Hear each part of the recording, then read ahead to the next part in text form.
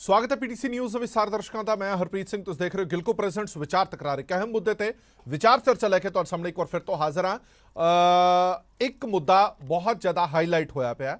ਕੱਲ ਜਲੰਧਰ ਦੇ ਵਿੱਚ ਇੱਕ ਭਾਣਾ ਵਾਪਰਿਆ, ਤੁਸੀਂ ਦੇਖਿਆ ਹੀ ਹੋਣਾ। ਜਲੰਧਰ ਦੇ ਗੁਰਦੁਆਰਾ ਸਾਹਿਬ ਦੇ ਵਿੱਚ ਜਿੰਨੇ ਵੀ ਸੋਫੇ ਕੁਰਸੀਆਂ ਸੀਗੇ ਗੁਰਦੁਆਰਾ ਸਾਹਿਬ ਤੋਂ ਬਾਹਰ ਕੱਢ ਕੇ ਉਹਦੀ ਭੰਨਤੋੜ ਕਰ ਦਿੱਤੀ ਗਈ ਤੇ ਉਸ ਨੂੰ ਅੱਗ ਦੇ ਹਵਾਲੇ ਵੀ ਕਰ ਦਿੱਤਾ ਗਿਆ। ਕਿਹਾ ਇਹ ਜਾ ਰਿਹਾ ਕਿ ਗੁਰੂ ਸਾਹਿਬ ਦਾ ਜਿੱਥੇ ਪ੍ਰਕਾਸ਼ ਹੋਵੇ ਉਸ ਪ੍ਰਕਾਸ਼ ਵਾਲੇ ਸਥਾਨ ਤੇ ਗੁਰੂ ਘਰ ਦੇ ਅੰਦਰ ਕਿਸੇ भी तरह का कोई सोफा कुर्सी तख्त नहीं लग्या होना चाहिए और इस करके इसकी भंनतोड़ की जा रही है। खालसा वीर वालों खास तौर पर भाई अमृतपाल सिंह वालों ये कहा गया सीगा कि जिन्ने गुरु साहबान ने जिन्ने गुरुद्वारा साहबान ने गुरुद्वारा साहबान दी प्रबंधक कमेटियां ने उन्होंने असीं अपील करते हैं कि तुसी गुरु साहब के सन्मुख जिथे गुरु साहब का प्रकाश होवे उत्थे किसी भी तरह की कोई कुर्सी सोफा नहीं होना चाहिए, वो बाहर कढ़ दिओ। जे नहीं किया तो असीं आप कर देवांगे। तो वो जलंधर ਦੇ ਵਿੱਚ ਕੁਝ ਦ੍ਰਿਸ਼ ਅਜਿਹੇ ਦੇਖਣ ਨੂੰ ਮਿਲੇ। ਹੁਣ ਕੁਝ ਸਵਾਲ ਲੋਕਾਂ ਵੱਲੋਂ ਵੀ ਚੁੱਕੇ ਜਾ ਰਹੇ ਨੇ ਤੇ ਕੁਝ ਰਹਿਤ ਮਰਿਆਦਾ ਤੇ ਵੀ ਗੱਲ ਆਉਂਦੀ ਹੈ ਕਿ ਇਹ ਸਭ ਕੁਝ ਕਿਉਂ ਕੀਤਾ ਜਾ ਰਿਹਾ ਹੈ। ਲੋਕ ਕਹਿੰਦੇ ਨੇ ਕਿ ਦੇਖੋ ਬਜ਼ੁਰਗ ਨੇ ਜਿਹੜੇ ਉਹ नहीं थले बैठ सकते, वो गुरुद्वारा साहबान आना चाहते हैं, गुरु की बाणी सुनना चाहते हैं, पर वो नीचे नहीं बैठ सकते। इस करके सोफे कुर्सियां लाए जाते हैं। गुरु साहब का जिहड़ा प्रकाश है उच्ची थां ते हुंदा, जिहड़े सोफे कुर्सियां जां भंगूड़े रखे जाते हैं वो छोटे रखे जाते हैं, हेठां रखे जाते हैं, तां जो बजुर्ग उत्थे बैठ के गुरबाणी सुन सकन, रागी सिंघां दे कीर्तन सुन सकन, गुरु की बाणी दे नाल जुड़ सकन। पर जे रहत मर्यादा की गल करते हैं तो रहत मर्यादा कुछ होर ही कहती है। सो इस पूरे मुद्दे ते असीं चर्चा लैके हाज़र होए हैं कि की होना चाहिए की नहीं होना चाहिए। सब तो पहला तुहानूं कोई तस्वीरां दिखाने वीडियो दिखाने जिहड़ियां कल जलंधर के गुरुद्वारा साहबान दियां ने। जलंधर के मॉडल टाउन स्थित गुरुद्वारा साहबान दियां तुहानूं कुछ वीडियो दिखा रहे हैं जिथे कुछ सिंघां वल्लों कुर्सियां मेज बाहर कढ़ के उसकी भंनतोड़ की गई।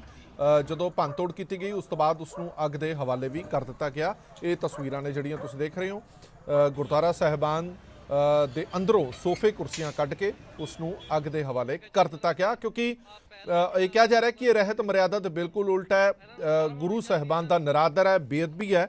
ਇਸ ਕਰਕੇ ਇਸ ਨੂੰ ਬਾਹਰ ਕੱਢਿਆ ਜਾਣਾ ਬੜਾ ਜ਼ਰੂਰੀ ਸੀਗਾ और इस ਲਈ ਵੱਖ-ਵੱਖ ਗੁਰਦੁਆਰਾ ਕਮੇਟੀਆਂ ਨੂੰ ਕਿਹਾ ਵੀ ਗਿਆ ਸੀ ਪਹਿਲਾਂ ਕਿ ਇਹ ਕਰ ਦਿੱਤਾ ਜਾਵੇ, ਬਾਹਰ ਕੱਢ ਦਿੱਤਾ ਜਾਵੇ, ਨਹੀਂ ਤਾਂ ਸਾਨੂੰ ਮਜਬੂਰੀ ਦੇ ਵਿੱਚ ਇਹ ਸਭ ਕੁਝ ਬਾਹਰ ਕੱਢਣਾ ਪਏਗਾ। ਇਹ ਜਿਹੜਾ ਖਾਲਸਾ ਵਹੀਰ ਵੱਲੋਂ ਕਿਹਾ ਗਿਆ ਸੀਗਾ ਗੁਰਦੁਆਰਾ ਸਿੰਘ ਸਭਾ ਮਾਡਲ ਟਾਊਨ ਦੀਆਂ ਇਹ ਤਸਵੀਰਾਂ ਨੇ ਜਿੱਥੇ ਸਭ ਕੁਝ ਹੋਇਆ। ਹੁਣ ਇਸ ਪੂਰੇ ਪ੍ਰਕਰਨ ਦੇ ਉੱਤੇ ਗੁਰਦੁਆਰਾ ਕਮੇਟੀ ਹੈ ਜਿਹੜੀ ਉਹ ਕੀ ਕਹਿੰਦੀ ਹੈ, ਇਸ ਗੁਰੂ ਘਰ ਦੀ ਗੁਰਦੁਆਰਾ ਕਮੇਟੀ ਨੇ ਕੀ ਕਿਹਾ, ਇਹ ਤੁਸੀਂ ਦ੍ਰਿਸ਼ ਦੇਖ ਰਹੇ ਹੋ ਜਿਹੜੇ ਸੋਫੇ ਕੁਰਸੀਆਂ ਨੂੰ ਅੱਗ ਲਗਾਇਆ ਗਿਆ ਸੀਗਾ। ਇਹ ਉਹਨਾਂ ਦੀਆਂ ਕੋਈ ਤਸਵੀਰਾਂ ਨੇ, ਉਹ ਰਿਐਕਸ਼ਨ ਵੀ ਤੁਹਾਨੂੰ ਦਿਖਾ ਦਿੰਦੇ। ਗੁਰਦੁਆਰਾ ਕਮੇਟੀ ਹੈ ਜਿਹੜੀ ਉਹ ਕੀ ਕਹਿ ਰਹੀ ਹੈ। ਉਸ ਤੋਂ ਬਾਅਦ ਰਹਿਤ ਮਰਿਆਦਾ ਦੀ ਵੀ ਗੱਲ ਕਰਾਂਗੇ। ਇੱਕ ਹੁਕਮਨਾਮਾ ਵੀ ਪਾਸ ਹੋਇਆ ਸੀਗਾ ਉਸ ਤੇ ਵੀ ਚਰਚਾ ਕਰਾਂਗੇ। ਗੁਰਦੁਆਰਾ ਕਮੇਟੀ ਦਾ ਕੀ ਰਿਐਕਸ਼ਨ ਹੈ ਇਹ ਸੁਣਾ ਦਿੰਦੇ। ਔਰ ਜਲੰਧਰ ਦੇ ਵਿੱਚ ਖਾਲਸਾ ਵਹੀਰ ਜੋ ਮਾਰਚ ਚੱਲ ਰਿਹਾ ਸੀ ਉਹ ਪਹੁੰਚਿਆ ਹੋਇਆ ਸੀ। ਉਹ ਸ਼ਹਿਰ ਦੇ ਵਿੱਚੋਂ ਹੁੰਦਾ ਤੇ ਸਾਡੇ ਮਾਲਟਾਊਨ ਗੁਰਦੁਆਰਾ ਸਾਹਿਬ ਦੇ ਵਿੱਚ 7:55 ਤੇ ਗੇਟ ਤੇ ਪਹੁੰਚਿਆ ਤੇ 8 ਵਜੇ ਉਹਨੇ ਆਪਣਾ ਜਿਹੜੀ ਜਿੰਨੀ ਵੀ ਸੰਗਤ ਸੀ ਨਾਲ ਉਹਨਾਂ ਦੇ ਮੁਖੀ ਸਨ ਉਹ ਸਾਰੇ ਅੰਦਰ ਪਹੁੰਚੇ ਨੇ। ਉਹਨਾਂ ਨੇ ਉੱਥੇ ਮੱਥਾ ਟੇਕਣ ਤੋਂ ਪਹਿਲਾਂ ਹੀ ਮਤਲਬ ਕਿ ਜੇ ਮੈਂ ਕਹਾਂ ਤੇ ਕੋਈ ਅਤਕਥਨੀ ਨਹੀਂ ਹੈਗੀ, ਮੱਥਾ ਟੇਕਣ ਤੋਂ ਪਹਿਲਾਂ ਹੀ ਉਹਨਾਂ ਨੇ ਸਾਰਿਆਂ ਨੇ ਖੱਬੇ ਸੱਜੇ ਵੇਖਿਆ, ਜਿਵੇਂ ਕਿ ਪਹਿਲਾਂ ਹੀ ਪਤਾ ਸੀ ਉਹਨਾਂ ਨੂੰ ਕਿ ਮਤਲਬ ਕਿ ਅੰਦਰ ਕੀ ਹੋ ਰਿਹਾ ਤੇ ਕੀ ਨਹੀਂ ਹੈਗਾ। ਇਹਨਾਂ ਗੁਰੂ ਘਰ ਦੇ ਵਿੱਚ ਜਿੱਥੇ ਗੁਰੂ ਮਹਾਰਾਜ ਦਾ ਦਰਬਾਰ ਲੱਗਦਾ, ਸੱਚੇ ਪਾਤਸ਼ਾਹ ਦਾ ਪ੍ਰਕਾਸ਼ ਹੁੰਦਾ, ਉਹ ਤਕਰੀਬਨ 4.5-5 ਫੁੱਟ ਉੱਚਾ ਹੈ। ਉਸ ਤੋਂ ਬਾਅਦ ਪਿਛਲੇ ਪਾਸੇ ਅੱਗੇ ਆ ਗਿਆ ਫਿਰ ਸੰਗਤ ਜਿੱਥੇ ਬਹਿੰਦੀ ਜ਼ਮੀਨ ਤੇ, ਜ਼ਮੀਨ ਤੋਂ ਉਹ ਜਿਹੜਾ ਹਾਲ ਸਾਡਾ ਤਕਰੀਬਨ 25-30 ਫੁੱਟ ਬੈਕ ਸਾਈਡ 'ਤੇ ਜੇ ਚਲੇ ਜਾਓ ਤੇ ਉੱਥੇ ਛੋਟੀ ਜਿਹੀ ਕਈ ਦੀਵਾਰ ਬਣਾਈ ਹੈ 1.5 ਫੁੱਟ ਦੀ। ਉਹਦੀ ਬੈਕ ਸਾਈਡ ਦੇ ਉੱਤੇ 2.5-3 ਫੁੱਟ ਨੀਵੀਂ ਜਗ੍ਹਾ ਬਣਾ ਕੇ ਉਹਦੇ ਵਿੱਚ ਕੁਰਸੀਆਂ ਦਾ ਪ੍ਰਬੰਧ ਕੀਤਾ ਹੋਇਆ। ਜਦੋਂ ਸੰਗਤ ਅੰਦਰ ਹਾਲ ਦੇ ਵਿੱਚੋਂ ਮੱਥਾ ਟੇਕ ਕੇ ਜਾਂਦੀ ਹੈ, ਜਿਹੜੇ ਥੱਲੇ ਜ਼ਮੀਨ 'ਤੇ ਨਹੀਂ ਬਹਿ ਸਕਦੇ ਉਹ ਬਾਹਰਲੀ ਸਾਈਡ ਤੋਂ ਜਾ ਕੇ ਫਿਰ ਉੱਥੇ ਉਹ ਜਾ ਕੇ ਕੁਰਸੀਆਂ 'ਤੇ ਬਹਿ ਜਾਂਦੇ ਨੇ। ਜਾ ਕੇ ਉਹ ਕੁਰਸੀਆਂ 'ਤੇ ਬਹਿ ਉਹ ਕੁਰਸੀਆਂ ਵੇਖਣ ਲਈ ਉਹ ਉੱਥੇ ਫਿਰ ਸਿੰਘ ਚਲੇ ਗਏ ਸਾਰੇ। ਉਹਨਾਂ ਨੇ ਜਦੋਂ ਉੱਥੇ ਵੇਖੀਆਂ ਕੁਰਸੀਆਂ ਤੇ ਉਹਨਾਂ ਨੇ ਮੈਨੂੰ ਕਿਹਾ, ਕਹਿੰਦੇ ਭਾਈ ਸਾਹਿਬ ਜੀ ਮਤਲਬ ਕਿ ਆ ਗੁਰੂ ਘਰ ਦੇ ਵਿੱਚ ਬੇਅਦਬੀ ਹੋ ਰਹੀ ਹੈ। ਉਹਨਾਂ ਨੇ ਆਪਣੇ ਸਿੰਘਾਂ ਨੂੰ ਕਿਹਾ ਮਤਲਬ ਕਿ ਵੀ ਇਹ ਕੁਰਸੀਆਂ ਜਿਹੜੀਆਂ ਨੇ ਬਾਹਰ ਕੱਢ ਦਿੱਤੀਆਂ ਜਾਣ। ਉਹ ਜਿਹੜੇ ਸਾਈਡ ਤੋਂ ਅਪਾਜ ਜਿਹੜੇ ਆਪਣੇ ਬਜ਼ੁਰਗ ਜਿਹੜੇ ਅੰਦਰ ਜਾਂਦੇ ਨੇ ਗੇਟ ਤੋਂ ਅੰਦਰ, ਉੱਥੇ ਪਹਿਲਾਂ ਹੀ 30-40-50 ਬੰਦੇ ਪਹਿਲਾਂ ਹੀ ਖੜੇ ਸੀ। ਉਹਨਾਂ ਨੇ ਦੇਖਦਿਆਂ ਮਿੰਟੋ ਮਿੰਟੀ ਜਿਹੜੀਆਂ ਉਹ ਕੁਰਸੀਆਂ ਸਾਰੀਆਂ ਉਹ ਬਾਹਰ ਲੈ ਗਏ। ਉਸ ਤੋਂ ਬਾਅਦ ਉਹ ਖਾਲਸਾ ਜਿਹੜੇ ਆਏ ਸੀ ਨਾਲ ਆਪਣੇ ਸਿੰਘ ਸਾਹਿਬ ਮੁਖੀ ਜਿਹੜੇ ਸੀ ਉਹ ਪਹੁੰਚੇ ਨੇ, ਸਾਡੇ ਕਥਾਵਾਚਕ ਕੋਲ ਚਲੇ ਗਏ ਨੇ। ਉਹਨਾਂ ਕਥਾਵਾਚਕ ਸਾਡੇ ਨਾਲ ਕੋਈ ਜਾ ਕੇ ਕੋਈ ਗੱਲਬਾਤ ਕੀਤੀ ਹੈ ਤੇ ਉਹਨਾਂ ਸਾਡੇ ਕਥਾਵਾਚਕ ਸਾਹਿਬ ਨੇ ਫਿਰ ਕਥਾ ਦੀ ਜਿਹੜੀ ਹੈ ਸਮਾਪਤੀ ਕਰਤੀ 10-15 ਮਿੰਟ ਪਹਿਲਾਂ ਹੀ। ਜਿਹੜੀ ਸਮਾਪਤੀ ਸਾਡੀ 8:15 ਹੋਣੀ ਸੀ ਉਹ ਤਕਰੀਬਨ 8:05 ਤੇ ਜਾਂ 5 ਮਿੰਟ ਤੋਂ ਪਹਿਲਾਂ ਸਮਾਪਤੀ ਹੋ ਗਈ ਸੀ ਕਥਾ ਦੀ। ਉਸ ਤੋਂ ਬਾਅਦ ਉਹਨਾਂ ਨੇ ਆਪਣਾ ਲੈਕਚਰ ਦਿੱਤਾ ਗੁਰੂ ਘਰ ਦੇ ਵਿੱਚ ਜੋ ਦੇਣਾ ਸੀ। ਬੇਅਦਬੀ ਬਾਰੇ ਵੀ ਆ, ਕੁਰਸੀਆਂ ਆ ਰਹੀਆਂ ਨੇ, ਅਸੀਂ ਕਿਤੇ ਅੱਗੇ ਗੁਰ ਪਹੁੰਚਣਾ ਸੀ ਤੇ ਸਾਨੂੰ ਇੱਥੇ ਹੁਣ ਟਾਈਮ ਲਾਉਣਾ ਪੈ ਗਿਆ। ਸੋ ਇਹੋ ਜਿਹੀਆਂ ਗੱਲਾਂ ਹੋਈਆਂ ਨੇ। ਸੋ ਇਹ ਗੁਰਦੁਆਰਾ ਕਮੇਟੀ ਹੈ ਜਿਹੜੀ ਮਾਡਲ ਟਾਊਨ ਦੀ ਗੁਰਦੁਆਰਾ ਕਮੇਟੀ, ਉਹਨਾਂ ਦਾ ਕਹਿਣਾ, ਉਹਨਾਂ ਦਾ ਇਹ ਲੌਜਿਕ ਹੈ ਕਿ ਜਿੱਥੇ ਗੁਰੂ ਸਾਹਿਬ ਦਾ ਪ੍ਰਕਾਸ਼ ਕੀਤਾ ਗਿਆ ਉਹ 4-4.25 ਫੁੱਟ ਉੱਚੀ ਥਾਂ ਹੈ। ਇਹ ਜਿੱਥੇ ਕੁਰਸੀਆਂ ਸੀਗੀਆਂ ਉਹ ਸਥਾਨ 2.5 ਫੁੱਟ ਥੱਲੇ ਹੈ, ਦੀਵਾਰ ਵੀ ਲੱਗੀ ਹੈ, ਦੀਵਾਰ ਦੇ ਪਿੱਛੇ ਇਹ ਸਥਾਨ ਰੱਖਿਆ ਗਿਆ। ਇਹ ਇਹਨਾਂ ਦਾ ਲੌਜਿਕ ਹੈਗਾ। ਖਾਲਸਾ ਵਹੀਰ ਵੱਲੋਂ ਜੋ ਕੰਮ ਕੀਤਾ ਗਿਆ ਉਸ ਤੇ ਉਹਨਾਂ ਨੇ ਇਹ ਰਿਐਕਸ਼ਨ ਦਿੱਤਾ। ਪਰ ਦੂਜੇ ਪਾਸੇ ਹੁਣ ਇਹ ਵੀ ਦੇਖਣਾ ਸਮਝਣਾ ਬੜਾ ਜ਼ਰੂਰੀ ਹੈ ਕਿ ਸ਼੍ਰੋਮਣੀ ਗੁਰਦੁਆਰਾ ਪ੍ਰਬੰਧਕ ਕਮੇਟੀ ਵੱਲੋਂ ਜੋ ਮਿੱਥੀ ਗਈ ਰਹਿਤ ਮਰਿਆਦਾ ਹੈ, ਉਹ ਰਹਿਤ ਮਰਿਆਦਾ ਕੀ ਕਹਿੰਦੀ ਹੈ। ਇਹ ਗੁਰਦੁਆਰਾ ਕਮੇਟੀ ਦੀ ਰਹਿਤ ਮਰਿਆਦਾ ਦੇ ਵਿੱਚ ਇੱਕ ਅੰਸ਼ ਕੱਢ ਕੇ ਤੁਹਾਡੇ ਸਾਹਮਣੇ ਲੈ ਕੇ ਆਏ ਹਾਂ। ਰਹਿਤ ਮਰਿਆਦਾ ਕੀ ਕਹਿੰਦੀ ਹੈ ਉਹ ਤੁਹਾਨੂੰ ਚਲਾ ਕੇ ਦਿਖਾ ਦਿੰਦੇ ਹਾਂ। ਰਹਿਤ ਮਰਿਆਦਾ ਕਹਿੰਦੀ ਹੈ ਕਿਸੇ ਮਨੁੱਖ ਦਾ ਸਤਿਗੁਰਾਂ ਦੇ ਪ੍ਰਕਾਸ਼ ਸਮੇਂ ਜਾਂ ਸੰਗਤ ਦੇ ਵਿੱਚ ਗਦੇਲਾ, ਆਸਣ, ਕੁਰਸੀ, ਚੌਂਕੀ, ਮੰਜਾ ਆਦਿ ਲਾ ਕੇ ਬੈਠਣਾ ਜਾਂ ਕਿਸੇ ਹੋਰ ਵਿਤਕਰੇ ਨਾਲ ਬੈਠਣਾ ਪੂਰੀ ਤਰ੍ਹਾਂ ਮਨਮਤ ਹੈ। ਜਦੋਂ ਇਹ ਰਹਿਤ ਮਰਿਆਦਾ ਹੀ ਕਹਿੰਦੀ ਹੈ ਤੇ ਜੇ ਉਹਨਾਂ ਨੇ ਕਾਰਵਾਈ ਕਰਤੀ ਤਾਂ ਫਿਰ ਗਲਤ ਨਹੀਂ ਹੈ। ਕਿਸੇ ਵੀ ਮਨੁੱਖ ਦਾ ਸਤਿਗੁਰਾਂ ਦੇ ਪ੍ਰਕਾਸ਼ ਸਮੇਂ ਜਾਂ ਸੰਗਤ ਦੇ ਵਿੱਚ ਗਦੇਲਾ ਲਗਾਇਆ ਹੋਵੇ ਕਿਸੇ ਵੀ ਤਰ੍ਹਾਂ ਦਾ, ਜਾਂ ਫਿਰ ਕਿਸੇ ਵੀ ਤਰ੍ਹਾਂ ਦੀ ਚੌਂਕੀ ਹੋਵੇ, ਕੁਰਸੀ ਹੋਵੇ, ਕਿਸੇ ਵੀ ਹੋਰ ਵਿਤਕਰੇ ਨਾਲ ਬੈਠਣਾ ਮਨਮਤ ਹੈ। ਇਹ ਜਿਹੜੀ ਹੈ ਰਹਿਤ ਮਰਿਆਦਾ, ਸਿੱਖ ਰਹਿਤ ਮਰਿਆਦਾ, ਉਹਦੇ ਵਿੱਚ ਇਹ ਚੀਜ਼ ਦਾਖਲ ਹੈਗੀ ਹੈ ਕਿ ਕਿਸੇ ਵੀ ਤਰ੍ਹਾਂ ਦਾ ਕੋਈ ਉੱਚਾ ਸਥਾਨ ਹੋਵੇ ਉਹ ਬਿਲਕੁਲ ਗਲਤ ਹੈ, ਉਹ ਨਹੀਂ ਹੋਣਾ ਚਾਹੀਦਾ। ਇਹ ਸਿੱਖ ਰਹਿਤ ਮਰਿਆਦਾ ਕਹਿੰਦੀ ਹੈ। ਇੱਕ ਗੱਲ ਹੋਰ ਤੁਹਾਡੇ ਧਿਆਨ ਦੇ ਵਿੱਚ ਲੈ ਆਈਏ, ਇੱਕ ਸ੍ਰੀ ਅਕਾਲ ਤਖਤ ਸਾਹਿਬ ਵੱਲੋਂ ਹੁਕਮਨਾਮਾ ਵੀ ਜਾਰੀ ਹੋਇਆ ਸੀ ਸਾਲ 2013 ਦੇ ਵਿੱਚ। ਇੱਕ ਹੁਕਮਨਾਮੇ ਦੀ ਕਾਪੀ ਸਾਡੇ ਹੱਥ ਲੱਗੀ ਹੈ, ਉਹ ਹੁਕਮਨਾਮੇ ਦੀ ਕਾਪੀ ਤੁਹਾਨੂੰ ਚਲਾ ਕੇ ਦਿਖਾ ਦਿੰਦੇ, ਇਨ ਬਿਨੋ ਪੜ੍ਹ ਕੇ ਵੀ ਦੱਸ ਦਿੰਦੇ ਹਾਂ ਉਹ ਹੁਕਮਨਾਮਾ ਹੈ ਕੀ ਹੈ। ਇਹ ਤਰੀਕ ਹੈਗੀ ਹੈ 22/11/2013 ਦੀ। ਇਸ ਦੇ ਵਿੱਚ ਇਹ ਕਿਹਾ ਗਿਆ ਕਿ 22 ਨਵੰਬਰ 2013 ਨੂੰ ਪੰਜ ਸਿੰਘ ਸਾਹਿਬਾਨ ਦੀ ਇਕੱਤਰਤਾ ਦਫ਼ਤਰ ਸਕੱਤਰੇਤ ਸ੍ਰੀ ਅਕਾਲ ਤਖਤ ਸਾਹਿਬ ਵਿਖੇ ਹੋਈ, ਜਿਸ ਦੇ ਵਿੱਚ ਇਹ ਫੈਸਲਾ ਕੀਤਾ ਗਿਆ ਜੋ ਕਿ ਮਿਤੀ 24 ਹਾੜ ਸੰਮਤ ਨਾਨਕਸ਼ਾਹੀ 541 8 ਜੁਲਾਈ 2009 ਨੂੰ ਸ੍ਰੀ ਅਕਾਲ ਤਖਤ ਸਾਹਿਬ ਵਿਖੇ ਪੰਜ ਸਿੰਘ ਸਾਹਿਬਾਨ ਦੀ ਇਕੱਤਰਤਾ ਦੇ ਵਿੱਚ ਮਤਾ ਨੰਬਰ 10 ਪ੍ਰਵਾਨ ਹੋਇਆ ਸੀ, ਜਿਸ ਦੀ ਸੰਗਤਾਂ ਨਜਾਇਜ਼ ਵਰਤੋਂ ਕਰ ਰਹੀਆਂ ਨੇ ਤੇ ਦਰਬਾਰ ਹਾਲ ਦੇ ਵਿੱਚ ਬੈਂਚ ਅਤੇ ਸੋਫੇ ਲਗਾਏ ਜਾ ਰਹੇ ਨੇ। ਇਹ ਸਤਿਗੁਰ ਸਾਹਿਬ ਜੀ ਦੇ ਸਤਿਕਾਰ ਨੂੰ ਮੁੱਖ ਰੱਖਦਿਆਂ ਵੱਡੀ ਕੁਤਾਹੀ ਹੈ ਜੋ ਨਹੀਂ ਹੋਣੀ ਚਾਹੀਦੀ। ਇਸ ਲਈ ਸਮੁੱਚੀਆਂ ਗੁਰੂ ਨਾਨਕ ਨਾਮ ਲੇਵਾ ਸੰਗਤਾਂ ਅਤੇ ਗੁਰਦੁਆਰਾ ਪ੍ਰਬੰਧਕ ਕਮੇਟੀਆਂ ਨੂੰ ਪੰਜ ਸਿੰਘ ਸਾਹਿਬਾਨ ਵੱਲੋਂ ਆਦੇਸ਼ ਕੀਤਾ ਜਾਂਦਾ ਹੈ ਕਿ ਸਤਿਗੁਰ ਦੀ ਹਜ਼ੂਰੀ ਤੋਂ ਬਾਹਰ ਬਰਾਂਡੇ ਦੇ ਵਿੱਚ ਬੈਂਚ ਲਗਾਏ ਜਾਣ, ਨਾਲ ਹੀ ਗੁਰਦੁਆਰਾ ਕਮੇਟੀਆਂ ਵੱਲੋਂ ਸਕਰੀਨ ਦਾ ਪ੍ਰਬੰਧ ਕੀਤਾ ਜਾਵੇ। ਇਹ 22/11/2013 ਦਾ ਇੱਕ ਹੁਕਮਨਾਮਾ ਹੈ ਜੋ ਸ੍ਰੀ ਅਕਾਲ ਤਖਤ ਸਾਹਿਬ ਵੱਲੋਂ ਪੇਸ਼ ਕੀਤਾ ਗਿਆ। ਉਸ ਵਕਤ ਗੁਰਬਚਨ ਸਿੰਘ ਜੀ ਮੁੱਖ ਜਥੇਦਾਰ ਸੀਗੇ ਸ੍ਰੀ ਅਕਾਲ ਤਖਤ ਸਾਹਿਬ ਅੰਮ੍ਰਿਤਸਰ ਦੇ। ਸੋ ਇਸ ਮੁੱਦੇ ਦੇ ਉੱਤੇ ਗੱਲਬਾਤ ਕਰਨ ਦੇ ਲਈ ਦੋ ਖਾਸ ਮਹਿਮਾਨ ਸਾਡੇ ਨਾਲ ਜੁੜੇ ਹੋਏ ਨੇ। ਸਿਮਰਜੀਤ ਸਿੰਘ ਜੀ ਸਿੱਖ ਸਕਾਲਰ ਨੇ, ਪੰਜਾਬੀ ਯੂਨੀਵਰਸਿਟੀ ਦੇ ਤੇ ਸਮਰਥਕ ਨੇ, ਖਾਲਸਾ ਵਹੀਰ ਦੇ ਵੀ ਤੇ ਅੰਮ੍ਰਿਤਪਾਲ ਸਿੰਘ ਹੋਰਾਂ ਦੇ ਵੀ। ਤਲਵਿੰਦਰ ਸਿੰਘ ਬੁੱਟਰ ਸਾਹਿਬ ਧਾਰਮਿਕ ਟਿੱਪਣੀਕਾਰ ਤੇ ਪੱਤਰਕਾਰ ਨੇ। ਬਹੁਤ ਬਹੁਤ ਸਵਾਗਤ ਹੈ ਦੋਵੇਂ ਮਹਿਮਾਨਾਂ ਦਾ। ਇਹ ਜਿਹੜਾ ਵੀ ਘਟਨਾਕ੍ਰਮ ਹੋ ਰਿਹਾ, ਦੇਖੋ ਰਹਿਤ ਮਰਿਆਦਾ ਬਿਲਕੁਲ ਸਪਸ਼ਟ ਹੈ, ਹੁਕਮਨਾਮਾ ਬਿਲਕੁਲ ਸਪਸ਼ਟ ਹੈ ਕਿ ਦਰਬਾਰ ਸਾਹਿਬ ਦੇ ਅੰਦਰ ਕਿਸੇ ਵੀ ਤਰ੍ਹਾਂ ਦਾ ਸੋਫਾ, ਕੁਰਸੀ, ਕਿਸੇ ਵੀ ਤਰ੍ਹਾਂ ਦਾ ਗਦੇਲਾ ਨਹੀਂ ਲੱਗਿਆ ਜਾਣਾ ਚਾਹੀਦਾ। ਪਰ ਜੇ ਪ੍ਰੈਕਟੀਕਲ ਤੌਰ ਤੇ ਕੁਝ ਸੰਗਤਾਂ ਇਸ ਤੇ ਇਤਰਾਜ਼ ਇਹ ਦਿੰਦੀਆਂ ਨੇ ਜਾਂ ਲੌਜਿਕ ਇਹ ਦਿੰਦੀਆਂ ਨੇ ਕਿ ਜਿਹੜੇ ਅਸੀਂ ਬਜ਼ੁਰਗ ਹਾਂ, ਅਸੀਂ ਨਹੀਂ ਚੱਲ ਫਿਰ ਸਕਦੇ, ਅਸੀਂ ਥੱਲੇ ਚੌਂਕੜੀ ਮਾਰ ਕੇ ਨਹੀਂ ਬੈਠ ਸਕਦੇ, ਫਿਰ ਕੀ ਅਸੀਂ ਗੁਰੂ ਘਰ ਦੇ ਵਿੱਚ ਨਾ ਆਇਆ ਕਰੀਏ, ਗੁਰਦੁਆਰਾ ਸਾਹਿਬ ਦੇ ਵਿੱਚ ਨਾ ਆਇਆ ਕਰੀਏ? ਇਹ ਉਹ ਲੌਜਿਕ ਦਿੰਦੇ ਨੇ। ਤਲਵਿੰਦਰ ਸਿੰਘ ਬੁੱਟਰ ਸਾਹਿਬ ਤੋਂ ਸਭ ਤੋਂ ਪਹਿਲਾਂ ਰਿਐਕਸ਼ਨ ਲੈਂਦੇ ਹਾਂ। ਹਾਂਜੀ ਬੁੱਟਰ ਸਾਹਿਬ, ਕੀ ਰਿਐਕਸ਼ਨ ਹੈ ਜੀ ਤੁਹਾਡਾ? ਦੇਖੋ ਜੀ, ਜਿੱਦਾਂ ਤੁਸੀਂ ਰਹਿਤ ਮਰਿਆਦਾ ਵੀ ਪੜ੍ਹ ਕੇ ਸੁਣਾਤੀ, ਅਕਾਲ ਤਖਤ ਸਾਹਿਬ ਦਾ ਹੁਕਮਨਾਮਾ ਵੀ ਪੜ੍ਹ ਕੇ ਸੁਣਾ ਦਿੱਤਾ ਆ, ਤੇ ਗੁਰਬਾਣੀ ਦਾ ਵੀ ਜਿਹੜਾ ਇੱਕ ਅਟੱਲ ਬਚਨ ਆ ਕਿ ਬਿਨ ਪ੍ਰੀਤੀ ਭਗਤ ਨਾ ਹੋਵਈ, ਬਿਨ ਸ਼ਬਦੈ ਥਾਇ ਨਾ ਪਾਏ, ਸ਼ਬਦੇ ਹਉਮੈ ਮਾਰੀਐ, ਮਾਇਆ ਪਿਆ ਭਰਮ ਜਾਏ, ਨਾਮ ਪਦਾਰਥ ਪਾਈਐ, ਗੁਰਮੁਖ ਸਹਿਜ ਸੁਭਾਏ। ਇਹ ਸ਼ਬਦ ਸਾਨੂੰ ਇਹ ਦੱਸਦਾ ਕਿ ਪ੍ਰੀਤ ਤੋਂ ਬਿਨਾ ਜਿਹੜਾ ਵਾ ਉਹ ਅਸੀਂ ਸ਼ਬਦ ਨਾਲ ਲਿਵ ਨਹੀਂ ਲਾ ਸਕਦੇ, ਤੇ ਸ਼ਬਦ ਨੂੰ ਅੰਦਰ ਵਸਾਉਣ ਦੇ ਲਈ ਇਹ ਮਾਇਆ ਦਾ ਪ੍ਰਭਾਵ, ਇਹ ਜਿਹੜੀ ਮਾਇਆਵੀ ਜਿਹੜੀਆਂ ਸੁੱਖ ਸਹੂਲਤਾਂ ਨੇ ਇਹਨਾਂ ਤੋਂ ਦੂਰ ਹੋ ਕੇ, ਇਹਨਾਂ ਤੋਂ ਬੇਲਾਗ ਹੋ ਕੇ ਅਸੀਂ ਜਿਹੜਾ ਵਾ ਆਪਣੇ ਮਨ ਦੇ ਸਹਿਜ ਦੇ ਵਿੱਚ ਆਪਣੀ ਆਤਮਿਕ ਅਵਸਥਾ ਨੂੰ ਟਿਕਾ ਸਕਦੇ ਹਾਂ। ਸੋ ਮੂਲ ਗੱਲ ਇਹ ਹੈ ਕਿ ਗੁਰਮਤ ਦਾ ਜਿਹੜਾ ਫਲਸਫਾ ਆ ਇਹ ਮਨੁੱਖ ਨੂੰ ਸਹਿਜ ਸਮਾਧੀ ਦੇ ਵੱਲ ਲਿਜਾਉਣ ਦਾ ਰਾਹ ਹੈ, ਇੱਕ ਜਿਹੜਾ ਮਨੁੱਖ ਨੂੰ ਮਾਇਆਵੀ ਪਦਾਰਥਾਂ ਔਰ ਜਿਹੜੀ ਸੰਸਾਰਿਕ ਚੰਚਲਤਾ ਵਾਲੀਆਂ ਜਿਹੜੀਆਂ ਹੈਗੀਆਂ ਨੇ ਗੱਲਾਂ ਉਹਨਾਂ ਤੋਂ ਦੂਰ ਕਰਕੇ ਕਿ ਸਹਿਜ ਮਾਰਗ ਦੇ ਵਿੱਚ ਲਿਜਾਂਦਾ। ਇਸੇ ਕਾਰਨ ਹੀ ਗੁਰਬਾਣੀ ਦੇ ਵਿੱਚ ਹੀ ਤੁਕ ਆਉਂਦੀ ਆ, ਆਪਾਂ ਆਮ ਹੀ ਪੜ੍ਹਦੇ ਆ, ਹੋਏ ਇਕੱਤਰ ਮਿਲੋ ਮੇਰੇ ਭਾਈ ਦੁਬਦਾ ਦੂਰ ਕਰੋ ਲਿਵਲਾਏ, ਹਰ ਨਾਮੈ ਕੈ ਹੋਵੋ ਜੋੜੀ, ਗੁਰਮੁਖ ਬੈਸੋ ਸਫਾ ਵਿਛਾਏ।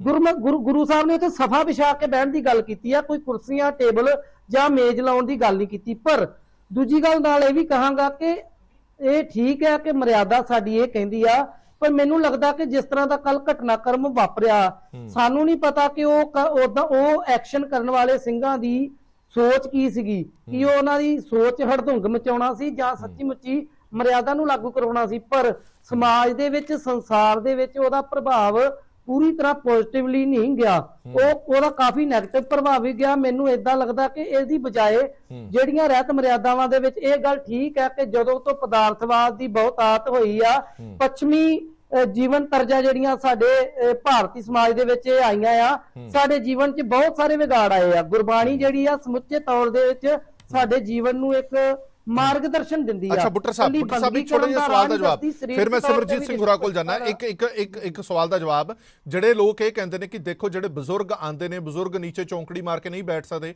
ਉਹ ਕਿੱਥੇ ਜਾਣ, ਇਸ ਲੌਜਿਕ ਦਾ ਕੀ ਜਵਾਬ ਹੈ ਜਿਹੜੇ ਲੋਕ ਜਵਾਬ ਦਿੰਦੇ ਨੇ? ਦੇਖੋ ਹਰਪ੍ਰੀਤ ਜੀ, ਉਹਨਾਂ ਦੇ ਜਵਾਬ ਦੀ ਮੈਂ ਗੱਲ, ਹਰ ਇੱਕ ਦੀ ਆਪੋ ਆਪਣੀ ਸਰੀਰਕ ਅਵਸਥਾ ਹੁੰਦੀ, ਪਰ ਮੈਂ ਆਪਣੇ ਅਨੁਭਵ ਦੀ ਗੱਲ ਕਰਦਾ ਆ। ਮੈਂ ਦੋਹਾਂ ਲੱਤਾਂ ਤੋਂ 70% ਅੰਗਹੀਣ ਆ, ਮੇਰੇ ਬਹਿਣ 'ਚ ਵੀ ਪ੍ਰੋਬਲਮ ਆਉਂਦੀ ਆ, ਪਰ ਅੱਜ ਤੱਕ ਮੈਂ ਕਦੇ ਵੀ ਕਿਤੇ ਗੁਰਦੁਆਰਾ ਸਾਹਿਬ ਜਾ ਕੇ ਕੁਰਸੀ ਮੇਜ਼ ਤੇ ਲੰਗਰ ਦੇ ਵਿੱਚ ਬੈਠ ਕੇ ਕੋਸ਼ਿਸ਼ ਨਹੀਂ ਕੀਤੀ, ਔਰ ਨਾ ਹੀ ਮਨ ਦੇ ਵਿੱਚ ਫੁਰਿਆ।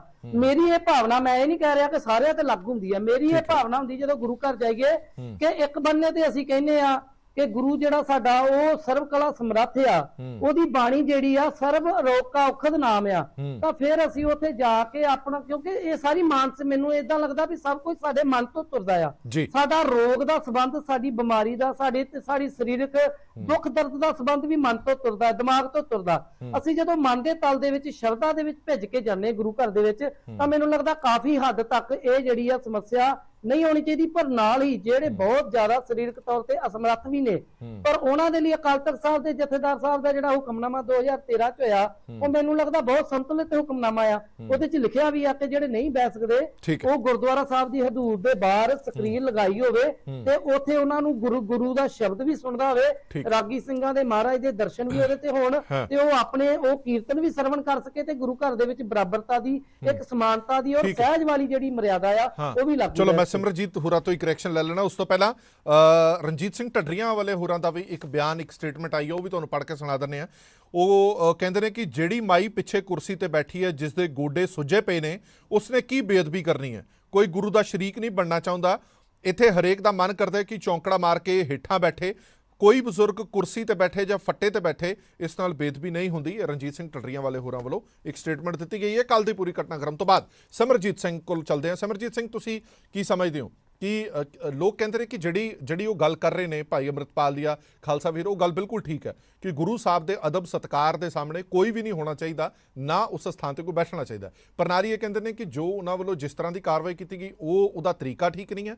ਦੂਜੀ ਗੱਲ ਇਹ ਕਿਹਾ ਜਾ ਰਿਹਾ ਕਿ ਜਿਹੜੀ ਮੈਂ ਸਵਾਲ ਬੁੱਟਰ ਸਾਹਿਬ ਤੋਂ ਵੀ ਪੁੱਛਿਆ ਕਿ ਬਜ਼ੁਰਗ ਕੀ ਕਰਨ। ਦੇਖੋ ਜੀ, ਮੈਂ ਤਾਂ ਜਿਹੜੀ ਗੱਲ ਕਹਿਣਾ ਹੈਗਾ ਜੀ, ਜਿਹੜੇ ਵੀ ਧਰਮ ਆ, ਸਾਡੇ ਸਾਰੇ ਧਰਮਾਂ ਦਾ ਇਤਿਹਾਸ ਕਹਿੰਦਾ ਕਿ ਸਾਡੀਆਂ ਮਾਨਤਾਵਾਂ, ਸਾਡੀ ਮਰਿਆਦਾ, ਸਾਡਾ ਇਤਿਹਾਸ ਮੁੱਖ ਜਾਂ ਜਿਹੜੇ ਹੈਗੇ ਆ ਸਾਡੇ ਜਿਹੜੇ ਮਤਲਬ ਵੱਡੀਆਂ ਬਾਡੀ ਦਾ ਪ੍ਰਸ਼ਾਸਨ ਚਲਾਉਣ ਵਾਲੀਆਂ, ਜਿਨ੍ਹਾਂ ਦਾ ਅਕਾਲ ਤਖਤ ਸਾਹਿਬ ਜਾਂ ਹੋਰ ਸਾਰੇ ਦੁਨੀਆ ਦੇ ਧਰਮਾਂ 'ਚ ਉਹਨਾਂ ਨੂੰ ਮੁੱਖ ਰੱਖਿਆ ਜਾਂਦਾ।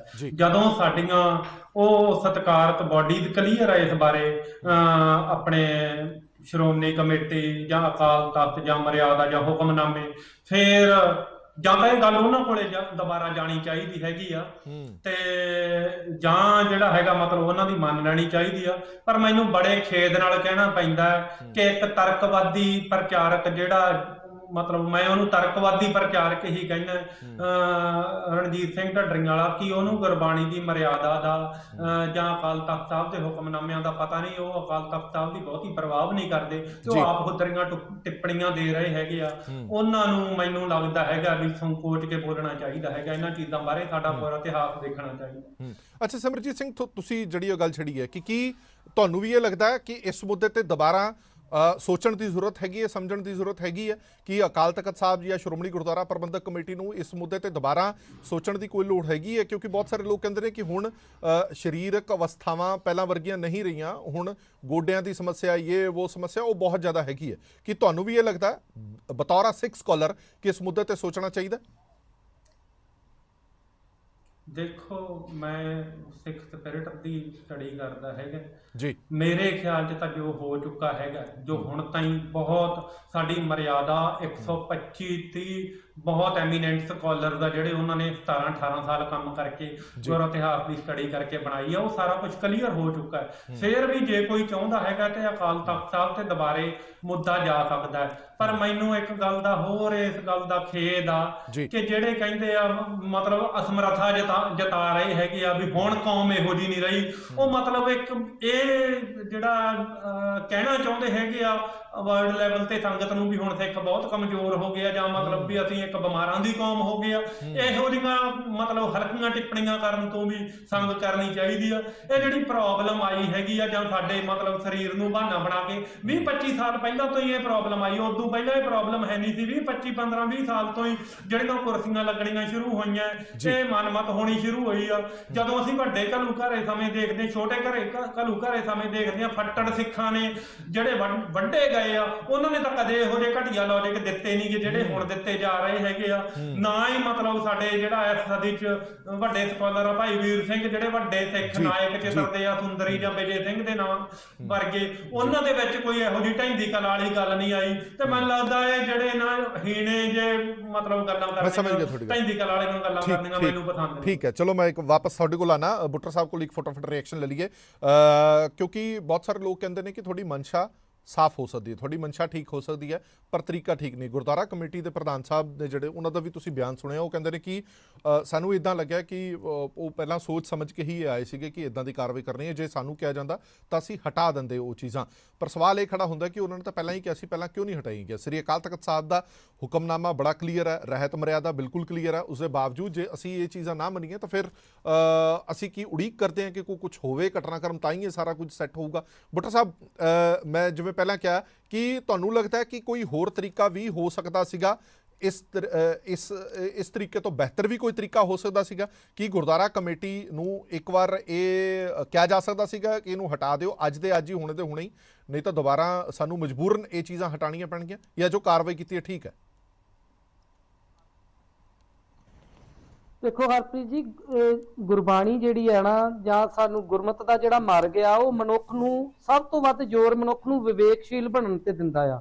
ਵਿਵੇਕਸ਼ੀਲਤਾ ਇਹੋ ਜੀ ਇੱਕ ਅਵਸਥਾ ਆ ਜਿਹੜੀ ਮਨੁੱਖ ਨੂੰ ਚੰਗੇ ਤੇ ਮਾੜੇ ਦੇ ਵਿੱਚ ਫਰਕ ਕਰਨ ਦਾ ਇੱਕ ਸਮਰੱਥਾ ਦਿੰਦੀ ਆ, ਔਰ ਇਸ ਦੇ ਨਾਲ ਨਾਲ ਉਹਦੇ ਅੰਦਰ ਕਿਹੜੇ ਵੇਲੇ ਕਿਹੜੇ ਕੰਮ ਨੂੰ ਕਿਸ ਤਰੀਕੇ ਕਰਨਾ, ਕਿਹੜੇ ਕੰਮ ਨੂੰ ਕਿਸ ਤਰੀਕੇ ਕਰਨਾ, ਇਸ ਚੀਜ਼ ਦੀ ਸੋਝੀ ਦਿੰਦੀ ਆ। ਸੋ ਮੈਨੂੰ ਲੱਗਦਾ ਕਿ ਜਿਹੜੀ ਰਹਿਤ ਮਰਿਆਦਾ ਨੂੰ ਲਾਗੂ ਕਰਨ ਵਾਲਾ ਕੰਮ ਆ, ਠੀਕ ਆ ਕਿ ਕੁਰਸੀਆਂ ਤੇ ਮੇਜ਼ ਗੁਰਦੁਆਰਿਆਂ 'ਚ ਨਹੀਂ ਚਾਹੀਦੇ, ਗੁਰਦੁਆਰੇ ਦੇ ਲੰਗਰ ਹਾਲਾਂ 'ਚ ਜਾਂ ਗੁਰਦੁਆਰੇ ਮੁੱਖ ਸਥਾਨ ਦੇ ਵਿੱਚ ਪ੍ਰਕਾਸ਼ ਸਥਾਨ ਨਹੀਂ ਚਾਹੀਦੇ। ਪਰ ਮੈਨੂੰ ਲੱਗਦਾ ਕਿ ਮਰਿਆਦਾ ਕਦੇ ਵੀ ਤੁਸੀਂ ਡੰਡੇ ਨਾਲ ਜਾਂ ਜ਼ੋਰ ਨਾਲ ਲਾਗੂ ਨਹੀਂ ਕਰ ਸਕਦੇ, ਕਿਉਂਕਿ ਅਸੀਂ ਪਹਿਲਾਂ ਵੀ ਵੇਖਿਆ ਆ, ਭਾਈ ਅਮਰਤਪਾਲ ਸਿੰਘ ਜਿਵੇਂ ਇੱਕ ਲਹਿਰ ਲੈ ਕੇ ਤੁਰੇ ਆ, ਉਹ ਸਿੱਖੀ ਦੀ ਗੱਲ ਕਰ ਰਹੇ ਆ, ਨੌਜਵਾਨਾਂ ਨੂੰ ਜੋੜ ਰਹੇ ਆ, ਚੰਗੀ ਗੱਲ ਆ, ਨੌਜਵਾਨ ਜੁੜ ਵੀ ਰਹੇ ਆ। ਜਿਸ ਵੇਲੇ ਸਿੱਖ ਆਪਣੇ ਆਪ ਨੂੰ ਬੇਵੱਸ ਲਾਚਾਰ ਮਹਿਸੂਸ ਕਰ ਰਹੇ, ਉਹ ਸਾਡੀਆਂ ਪਰੰਪਰਾਵਾਂ ਦੀ ਗੱਲ ਕਰ ਰਹੇ ਆ, ਜਾਂ ਉਹ ਸਾਡੀਆਂ ਜਿਹੜੀਆਂ ਪੁਰਾਤਨ ਜਿਹੜੀਆਂ ਸਾਡੀਆਂ ਵਿਧਾਵਾਂ ਸੀਗੀ ਗੁਰਮਤ ਪ੍ਰਚਾਰ ਦੀਆਂ, ਉਹਨਾਂ ਦੀ ਗੱਲ ਕਰ ਰਹੇ। ਪਰ ਇਸ ਦੇ ਨਾਲ ਹੀ ਜਿਹੜੀ ਇਸ ਤਰੀਕੇ ਦੇ ਨਾਲ ਜਿਹੜਾ ਅਗਰੈਸਿਵ ਤਰੀਕੇ ਦੇ ਨਾਲ ਇਹ ਕੰਮ ਕੀਤਾ ਗਿਆ, ਮੈਨੂੰ ਲੱਗਦਾ ਕਿ ਇਸ ਤੋਂ ਕਿਤੇ ਬਿਹਤਰ ਹੁੰਦਾ ਉਹ ਵਿਸ਼ਾਲ ਹਿਰਦੇ ਦੇ ਨਾਲ ਪ੍ਰਬੰਧਕਾਂ ਨਾਲ ਗੱਲ ਕਰਦੇ, ਜਾਂ ਕਿਸੇ ਪੰਥਕ ਪਲੇਟਫਾਰਮ ਤੇ ਗੱਲਬਾਤ ਨਹੀਂ, ਕਿਉਂਕਿ ਮਰਿਆਦਾ ਕਦੇ ਵੀ ਔਰੰਗਜ਼ੇਬ ਦੇ ਤਰੀਕੇ ਨਾਲ ਲਾਗੂ ਨਹੀਂ ਹੁੰਦੀ। ਮਰਿਆਦਾ ਲਾਗੂ ਤੁਸੀਂ ਪ੍ਰੇਮ ਨਾਲ ਕਰ ਸਕਦੇ ਹੋ, ਉਹਦੀ ਜਾਗਰੂਕਤਾ ਦੇ ਨਾਲ ਕਰ ਸਕਦੇ ਹੋ। ਅਸੀਂ ਪਿਛਲੇ ਸਮੇਂ 'ਚ ਵੀ ਵੇਖਿਆ, ਉਦੋਂ ਜਦੋਂ ਖਾੜਕੂਵਾਦ ਦੀ ਲਹਿਰ ਚੱਲੀ ਆ, ਉਹ ਸੰਤ ਜਰਨੈਲ ਸਿੰਘ ਭਿੰਡਰਾਂ ਵਾਲਿਆਂ ਦੀ ਸ਼ਹੀਦੀ ਤੋਂ ਬਾਅਦ ਵੀ ਇੱਕ ਨਵੀਂ ਤਰ੍ਹਾਂ ਦੀ ਕੌਮ ਨੇ ਪੈਂਡਾ ਤੈਅ ਕੀਤਾ। ਉਸ ਵੇਲੇ ਵੀ ਜਿਹੜੀ ਜੁਝਾਰੂ ਸੰਘਰਸ਼ ਸੀਗਾ ਉਹਨੂੰ ਵੱਡੀ ਢਾਹ ਉਦੋਂ ਲੱਗਣੀ ਸ਼ੁਰੂ ਹੋਈ ਜਦੋਂ ਉਹਨਾਂ ਨੇ ਵਿਆਹਾਂ 'ਚ ਜਾ ਕੇ ਬਰਾਤਾਂ ਦੇ ਵਿੱਚ ਜਾ ਕੇ ਬਰਾਤਾਂ ਨੂੰ ਕੁੱਟਣਾ ਸ਼ੁਰੂ ਕਰਤਾ ਕਿ 11 ਬੰਦਿਆਂ ਮੈਂ ਹੁਣ ਇਹਦੇ ਵਿੱਚ ਇੱਕ ਗੱਲ ਮੈਂ ਤੁਹਾਨੂੰ ਬੜੀ ਮਹੱਤਵਪੂਰਨ ਦੱਸਾਂਗਾ ਉਸ ਵੇਲੇ ਦੀ ਕਿ ਠੀਕ ਹੈ ਕਿ ਕੁਝ ਸਮਾਜਿਕ ਸਰੋਕਾਰਾਂ ਨੂੰ ਉਹਨਾਂ ਨੇ ਲਿਆ, ਲੋਕਾਂ ਨੇ ਉਸ ਚੀਜ਼ ਨੂੰ ਪ੍ਰਵਾਨ ਵੀ ਕੀਤਾ, ਪਰ ਇਹਦਾ ਮਕਸਦ ਕੀ ਸੀਗਾ ਉਸ ਵੇਲੇ ਜਦੋਂ ਬਰਾਤਾਂ ਘੱਟ ਖੰਡੀਆਂ, ਦਾਜ ਨਹੀਂ ਦੇਣਾ, ਮਕਸਦ ਇਹ ਸੀ ਕਿ ਸਮਾਜ ਦੇ ਵਿੱਚ ਸਮਾਨਤਾ ਬਣੀ ਰਵੇ। ਪਰ ਇਹ ਵੀ ਉਦੋਂ ਉਸ ਵੇਲੇ ਵੇਖਣ ਆਇਆ ਕਿ ਜਿਹੜੇ ਗੁਰਮੁਖਾਂ ਦੇ ਵਿਆਹ ਹੁੰਦੇ ਸੀ, ਜਿਹੜੇ ਸੰਗਤੀ ਰੂਪ ਦੇ ਵਿੱਚ ਕੀਰਤਨ ਸਮਾਗਮਾਂ ਦੇ ਵਿੱਚ ਵਿਆਹ ਹੁੰਦੇ ਸੀ, ਉੱਥੇ ਜਾ ਕੇ ਵੀ ਜਿਹੜੇ ਉਹ ਕਈ ਕਥਿਤ ਖਾੜਕੂ ਜਾ ਕੇ ਉਹ ਕੀਰਤਨ ਕਰਦੇ ਸਿੰਘਾਂ ਨੂੰ ਵੀ ਜਾ ਕੇ ਟੋਕਦੇ ਸੀ ਤੇ ਕਈ ਤਰ੍ਹਾਂ ਦੇ ਉਹਨਾਂ ਨਾਲ ਵਾਅਦੇ ਘਾਟੇ ਕਰਦੇ ਸੀ ਵੀ ਤੁਸੀਂ ਇੰਨੇ ਵੱਧ ਲੋਕ ਕਿਉਂ ਇਕੱਠੇ ਹੋਏ ਹੋ। ਮੇਰੇ ਕਹਿਣ ਦਾ ਭਾਵ ਇਹ ਆ ਕਿ ਸਾਨੂੰ ਜਿਹੜੀ ਮਰਿਆਦਾ ਅਸੀਂ ਲਾਗੂ ਕਰਨੀ, ਪਹਿਲਾਂ ਉਹਦੀ ਪਿੱਛੇ ਦੀ ਜਿਹੜੀ ਅੰਤਰੀਵੀ ਭਾਵ ਆ ਉਹ ਸਾਡੇ ਅੰਦਰ ਵਸਿਆ ਹੋਣਾ ਚਾਹੀਦਾ ਕਿ ਉਹਨੂੰ ਲਾਗੂ ਕਾਹਦੇ ਲਈ ਕਰਨਾ। ਜੇ ਉਹਦਾ ਮੂਲ ਭਾਵ ਹੀ ਨਹੀਂ ਸਾਡੇ ਕੋਲ ਰਿਹਾ ਤੇ ਉਹ ਮਰਿਆਦਾ ਲਾਗੂ ਕਰਨ ਦਾ ਅਰਥ ਕੀ ਰਹਿ ਜਾਂਦਾ। ਜੇ ਅਸੀਂ ਗੁਰੂ ਗ੍ਰੰਥ ਸਾਹਿਬ ਦਾ ਸਤਿਕਾਰ ਬਹਾਲ ਕਰਨੀ, ਟੇਬਲ ਮੇਜ਼ ਗੁਰਦੁਆਰੇ ਤੋਂ ਬਾਹਰ ਕੱਢਣੇ ਆ ਤੇ ਗੁਰੂ ਗ੍ਰੰਥ ਸਾਹਿਬ ਦੀ ਹਜ਼ੂਰੀ 'ਚ ਟੇਬਲ ਮੇਜ਼ਾਂ ਦੀ ਭੰਨ ਤੋੜ ਕਰਨੀ ਜਾਂ ਉਹਨਾਂ ਦੀ ਸਾੜ ਫੂਕ ਕਰਨੀ ਆ, ਮੈਨੂੰ ਲੱਗਦਾ ਵੀ ਇਹ ਜਾਇਜ਼ ਨਹੀਂ ਹੈ। ਚਲੋ ਇਹ ਸਿਮਰਜੀਤ ਹੋਰਾਂ ਤੋਂ ਵੀ ਦਾ ਰਿਐਕਸ਼ਨ ਸਿੰਘ ਜਿਹੜੇ ਹਾਂਜੀ ਸਿਮਰਜੀਤ ਜੀ, ਤੁਹਾਨੂੰ ਵੀ ਇਹ ਲੱਗਦਾ ਕਿ ਤਰੀਕਾ ਠੀਕ ਨਹੀਂ ਸੀ ਜਾਂ ਤੁਹਾਨੂੰ ਲੱਗਦਾ ਕਿ ਠੀਕ ਸੀ ਤਰੀਕਾ? ਦੇਖੋ, ਪਹਿਲਾਂ ਤਾਂ ਮੈਂ ਬੁੱਟਰ ਸਾਹਿਬ ਦੀ ਗੱਲ ਦਾ ਜਵਾਬ ਦਿੰਦਾ। ਤੁਸੀਂ ਪੱਤਰਕਾਰਾਂ, ਤੁਸੀਂ ਮੈਨੂੰ ਦੱਸੋ ਵੀ ਇਸ ਗੱਲ ਦਾ ਕੋਈ ਪ੍ਰੂਫ ਹੈ ਕਿ ਗੁਰੂ ਸਾਹਿਬ ਦੀ ਹਾਜ਼ਰੀ 'ਚ ਭੰਨ ਤੋੜ ਕੀਤੀ ਗਈ ਹੈ? ਜਿਹੜੀ ਭੰਨ ਤੋੜ ਕੀਤੀ ਗਈ ਆ ਉਹ ਗੁਰੂ ਸਾਹਿਬ ਦੇ ਪ੍ਰਕਾਸ਼ ਸਥਾਨ ਤੋਂ ਬਾਹਰ ਲਿਜਾ ਕੇ ਉੱਥੇ ਚੀਜ਼ਾਂ ਤੋੜੀਆਂ ਗਈਆਂ ਹੈਗੀਆਂ ਤੇ ਇਹ ਮਤਲਬ ਇੱਕ ਗਲਤ ਤਰੀਕੇ ਨਾਲ ਗੱਲ ਕੀਤੀ ਜਾ ਰਹੀ ਹੈ ਕਿ ਗੁਰੂ ਸਾਹਿਬ ਦੀ ਹਾਜ਼ਰੀ 'ਚ ਭੰਨ ਤੋੜ ਕੀਤੀ ਗਈ ਹੈ। ਦੂਜਾ ਜਿਹੜਾ ਤੁਸੀਂ ਕਹਿੰਦੇ ਹੈਗੇ ਆ ਵੀ ਮਰਿਆਦਾ ਸਖਤੀ ਨਾਲ ਨਹੀਂ ਲਾਗੂ ਕਰਾਈ ਜਾਂਦੀ, ਮਰਿਆਦਾ ਜਿਹੜੀ ਹੈਗੀ ਆ ਮਰਿਆਦਾ ਦੱਸੀ ਗਈ ਆ, ਉਹ ਬਹੁਤ ਚਿਰ ਤੋਂ ਸਮਝਾਈ ਗਈ ਆ। ਅਕਾਲ ਤਖਤ ਸਾਹਿਬ ਤੋਂ ਹੁਕਮਨਾਮੇ ਆਏ ਆ। ਸਾਡੇ ਇੱਥੇ ਖੁਦ ਜਿਹੜਾ ਗੁਰਦੁਆਰਾ ਲੋਕਲ ਗੁਰਦੁਆਰਾ ਹੈ ਉੱਥੇ 8-10 ਸਾਲ ਤੋਂ ਜਿਹੜਾ ਸੰਗਤ ਨੂੰ ਅਪੀਲਾਂ ਕੀਤੀਆਂ ਜਾ ਰਹੀਆਂ ਨਾ ਕਰੋ। ਲਗਭਗ 90% ਸੰਗਤ ਆ ਜਿਹੜੀ ਇਸ ਗੱਲ ਨਾਲ ਸਹਿਮਤ ਆ ਤੇ ਕਹਿੰਦੀ ਇਹ ਚੀਜ਼ਾਂ ਨਹੀਂ ਹੋਣੀਆਂ ਚਾਹੀਦੀਆਂ। 10% ਸੰਗਤ ਆ ਜਿਹੜੀ ਨਹੀਂ ਮੰਨਦੀ। ਫਿਰ ਜਿਹੜੀ ਨਹੀਂ ਮੰਨਦੀ ਉਹਨੂੰ ਕਿਵੇਂ ਸਮਝਾਇਆ ਜਾਵੇ?